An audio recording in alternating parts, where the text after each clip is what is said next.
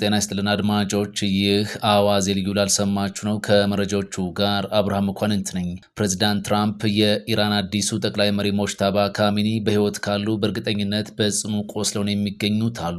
ትራምፕ አሜሪካ በቀጥታ የሚሆን በተዘዋዋሪ ከኢራን ጋር ያላት ንግግር በጣም ጥሩ ደረጃ ላይ ይገኛልም ብለዋል። የግብፁ ፕሬዚዳንት አብዱል ፈታህ አልሲሲ ጦርነቱን ማስቆም የሚችሉት ፕሬዚዳንት ትራምፕ ብቻ ናቸው አሉ። ኢራን የአብዮታዊ ዘብ የባህር ኃይል ኮማንደሯ እንደተገደለባት አመነች። በሳውዲ በሚገኝ የአሜሪካ የጦር ሰፈር ላይ በደረሰ የኢራን ጥቃት የእዝ ማዕከል አውሮፕላን መመታቱ ሰምቷል። እነዚህንና ሌሎች ጉዳዮችን በዝርዝር እናስደምጣችኋለን። አብራችሁን ቆዩ። በ5.5 ሚሊዮን ብር ጠቅላላ ክፍያ አፍሪካ ህብረት ፊት ለፊት ላይ ቡልጋሪያ ሳይታችን ላይ ባለ 1 መኝታ 69 ካሬ እየሸጥን ነው ብንል ማን ያምናል? እንዲሁም ባለ 2 መኝታ ከ82 ካሬ ጀምሮ በ6.6 ሚሊዮን ብር ጠቅላላ ክፍያ፣ ባለ 3 መኝታ 126 ካሬ ጀምሮ በ10.1 ሚሊዮን ብር ጠቅላላ ክፍያ ወደ እናንተ ይዘንላችሁ መተናል። ታዲያ እነዚህ ቤቶች ሙሉ ለሙሉ 30% እውነተኛ ቅናሽ ተደርጎባቸው ነው አሊያም በ20% ቅድመ ክፍያ ከፍላችሁ ቀሪውን በ3 ዓመት በግንባታ ሂደት ቀስ እያላችሁ መክፈል የምትችሉበት አማራጭ ተመቻችቶላችኋል። ልብ ይበሉ፣ እነዚህ ቤቶች ላይ በቀሪ ክፍያዎች ላይ ምንም አይነት የዋጋ እንዲሁም ደግሞ የዶላር ግሽበት እናንተን አይመለከትም። እንዲሁም በ900 ሺህ ብር ቅድመ ክፍያ የንግድ ሱቆችን እዛው ቡልጋሪያ ሳይት ላይ በ2 ዓመት መረከብ የሚችሉበት አማራጭ አመቻችተንላችኋል። ታዲያ የሳይት እንዲሁም የቢሮ ቀጠሮ ለማስያዝ ከስር በምናስቀምጥላችሁ ስልክ ቁጥር ደውላችሁ ማግኘት ትችላላችሁ። ቴምር ፕሮፐርቲስ።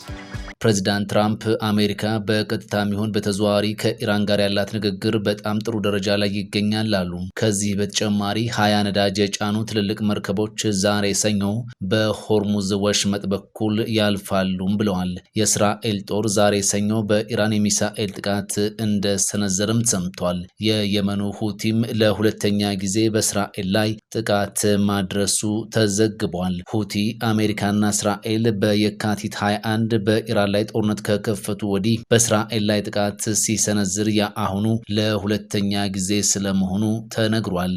2 ሰው አልባ አውሮፕላኖች በእስራኤል ኃይሎች መክሸፋቸውን ሮይተርስ ዘግቧል። በኢራን የሚደገፈው የየመኑ ሁቲ የአሁኑ ጦርነት በይፋ የተቀላቀለው ቅዳሜ ዕለት በእስራኤል ላይ የሚሳኤል ጥቃት በመክፈት ነበር። የእስራኤል ጦር ዛሬ ሰኞ በቴህራን የአየር ጥቃት ማድረሱ ተዘግቧል። ይሄው የአየር ጥቃት የደረሰው በወታደራዊ መሰረተ ልማቶች ላይ ስለመሆኑም ታውቋል። ይህ ጥቃት የተፈጸመው ፕሬዚዳንት ትራምፕ ዩናይትድ ስቴትስና ኢራን በቀጥታ እንዲሁም በተዘዋዋሪ እየተገናኙ ነው ካሉ በኋላ ነው። ፕሬዝዳንቱ አክለውም የኢራን አዲሱ አስተዳደር አሜሪካ ተጨማሪ ወታደሮችን ወደ ቀጠናው እንድታስገባም ምክንያት ሆኗልም ብለዋል። ፓኪስታን ሁለተኛ ወሩን የጀመረውን ይህንን ጦርነት በንግግር እንዲፈታ ለማድረግ በቴህራንና በዋሽንግተን መካከል ትርጉም ያለው ንግግር እንዲደረግ ጥረት በማድረግ ላይ ትገኛለች። ከፓኪስታን በተጨማሪ አንካራና ካይሮም ኢራንና ዩናይትድ ስቴትስ ወደ ንግግር ጠረጴዛው እንዲመጡ ጥረት በማድረግ ላይ ናቸውም ተብሏል።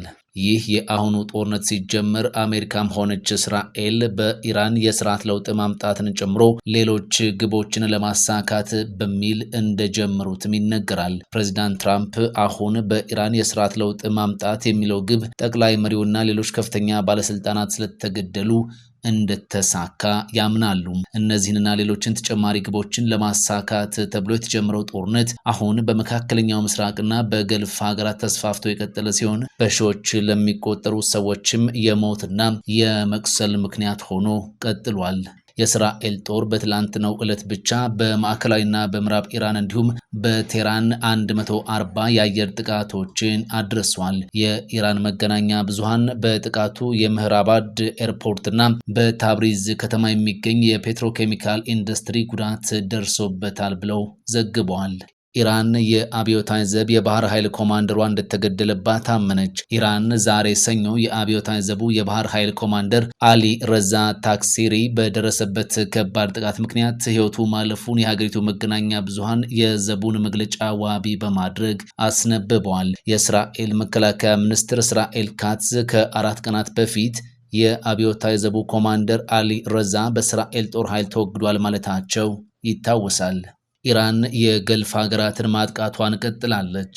ኩዌት በዚህ የኢራን የሚሳኤል ጥቃት ሳቢያ 10 የሚሆኑ ወታደሮቿ ጉዳት እንደደረሰባቸው በይፋ ገልጻለች። ከኢራን የተሰነዘረው ጥቃት በኩዌት የወታደራዊ ካምፖችን ኢላማ ያደረጉ ናቸው የተባለ ሲሆን ጉዳት የደረሰባቸው ወታደሮችም ወደ ሕክምና መወሰዳቸውን አልጀዚራ ዘግቧል። ኳታርም ከቴህራን የተተኮሱባትን ድሮኖችን መታመጣሏን አስታውቃለች። በሳውዲ አረቢያም ክሩዝ ሚሳኤል ወደ መሬት ከማረፉ በፊት ተመቶ እንደተጣለ ተነግሯል። በተመሳሳይ በተባበሩት አረብ ኤምሬትና ባህሬንም ጥቃቶች እንደነበሩ ዓለም አቀፍ መገናኛ ብዙሃን ዘግበዋል። ኢራን በመካከለኛው ምስራቅ በሚገኙ የአሜሪካ ጦር ሰፈሮች ላይ መጠነ ሰፊ ጥቃት በማድረስ አሁንም ቀጥላለች። የኢራን ጦር በ7 የአረብ ሀገራት በሚገኙ የአሜሪካ ጦር ሰፈሮች ላይ ታሪካዊ የተባለ የሚሳኤልና የድሮን ጥቃት መፈጸሙ ተነግሯል። በአሜሪካ እስራኤልና ኢራን መካከል የተቀሰቀሰው ጦርነት አሁን ወደ አደገኛ ምዕራፍ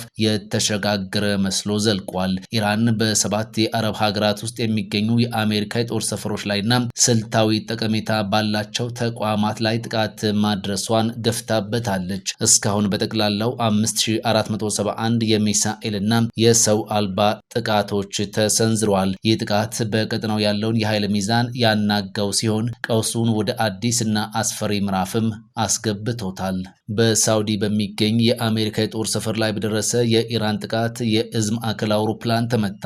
በሳውዲ አረቢያ የሚገኘው የልዑል ሱልጣን አየር ኃይል ሰፈር በኢራን የድሮን ጥቃት ኢላማ መሆኑንና በዚህም ሳቢያ አውሮፕላኑ ጉዳት እንደደረሰበት ቢቢሲ ማረጋገጡን ዘግቧል። ኢ3 ሴንትሪ የተባለው ወታደራዊ አውሮፕላን በተፈጸመበት ጥቃት ለሁለት መገመሱን የተሰራጨው ፎቶግራፍ ያስረዳል። የቢቢሲ መረጃ ማጣሪያ ቡድን ፎቶግራፎቹ የተነሱት ከሳውዲ አረቢያ ዋና ከተማ ሪያድ በስተደቡብ ምስራቅ 100 ኪሎ ሜትር ርቀት ላይ በሚገኘው የልዑል ሱልጣን አየር ኃይል ሰፈር መሆኑን አረጋግጧል። ይሁን እንጂ አሜሪካ ጦር ኃይል ማዕከላዊ እዝ እስካሁን ድረስ በአውሮፕላኑ ላይ ስለደረሰው ጉዳት በይፋ ያለው ነገር አልተሰማም። አርብ ዕለት አንድ የአሜሪካ ባለስልጣን ለሮይተርስ እንደተናገሩት 12 የአሜሪካ ወታደሮች በአየር ኃይል ሰፈሩ ላይ በተፈጸመው የኢራን ጥቃት መቁሰላቸውን ተናግረው ነበር።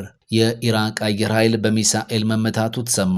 የኢራቅ መከላከያ ሚኒስቴር የአየር ኃይል ጦር ሰፈር የሚሳኤሎች ጥቃት እንደተፈጸመበትና የአገሪቱም አየር ኃይል አውሮፕላን ጉዳት እንደደረሰበት ይፋ አድርጓል። ጥቃቱ ዛሬ ማለዳ በባግዳድ ዓለም አቀፍ አውሮፕላን ማረፊያ አጠገብ በሚገኘው የጦር ሰፈር ላይ መፈጸሙን የገለጸው ሚኒስቴሩ የተጎዳ ወይም የሞተ ሰው የለም ብለዋል። የኢራቅ መከላከያ ሚኒስቴር የተፈጸመውን ጥቃት አውግዞ ወታደራዊ ተቋም እና የመከላከያ አቅም ላይ ያነጣጠረ የፈሪ ድርጊት ሲልም ጠርቶታል። የሶሪያ ጦር ዛሬ ሰኞ ማለዳ ከኢራቅ ጋር በሚዋሰንበት ድንበር አቅራቢያ በርካታ የድሮን ጥቃቶችን ማክሸፉን የአገሪቱ መገናኛ ብዙሃን ዘግበዋል። የግብፁ ፕሬዝዳንት አብዱል ፈታህ አልሲሲ ጦርነቱን ማስቆም የሚችሉት ፕሬዝዳንት ትራምፕ ብቻ ናቸው አሉ።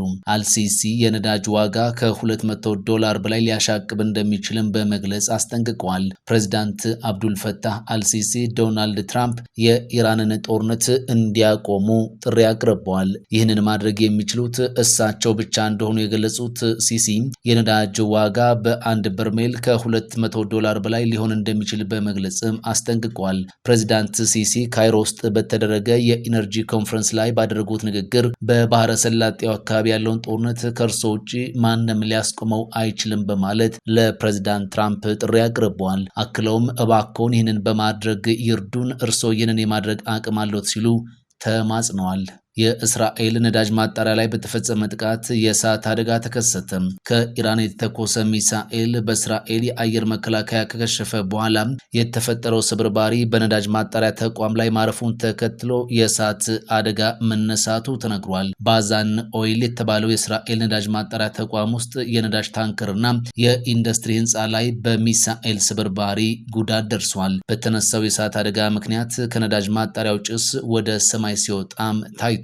ሚሳኤሉ ከየት እንደተተኮሰ ግልጽ አይደለምም ተብሏል። ነገር ግን ጦርነቱ ከተነሳ ወዲህ ኢራንና ሄዝቦላህ በእስራኤል ላይ ጥቃት መፈጸማቸውን ቀጥለዋል።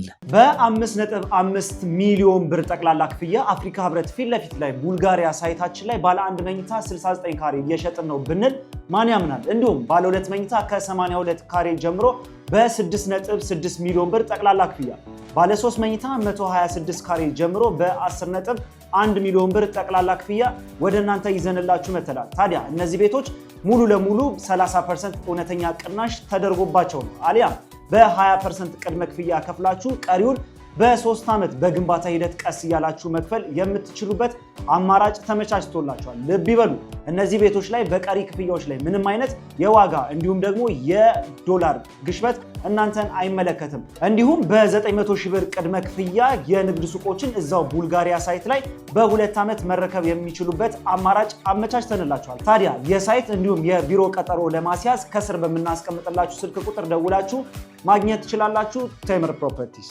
ፈጣን ያልተሰሙ መረጃዎችንና ትኩስ የኪነ ጥበብ ዜናዎችን ለማግኘት የቁም ነገር ሚዲያ የዩቲዩብ ቻናልን በመቀላቀል ቤተሰብ የሆኑ ቻናላችንን ሰብስክራይብ ያድርጉ።